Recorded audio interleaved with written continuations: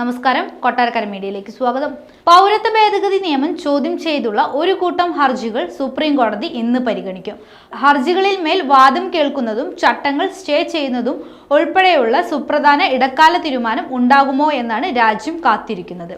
Chief justice doctor DY Chandrachud അധ്യക്ഷനായ 3-അംഗ ബെഞ്ചാണ് ഹർജികൾ പരിഗണിക്കുന്നത്. കേന്ദ്ര സർക്കാർ വിജ്ഞാനപാനം ചെയ്ത പൗരത്വ ഭേദഗതി ചട്ടങ്ങൾ അടിയന്തരമായി സ്റ്റേ ചെയ്യണമെന്നാണ് ഹർജിക്കാരുടെ ആവശ്യം. പൗരത്വ ഭേദഗതി നിയമം ഭരണഘടനാ വിരുദ്ധമായി പ്രഖ്യാപിക്കണമെന്നും ഹർജിക്കാർ ആവശ്യപ്പെടുന്നു.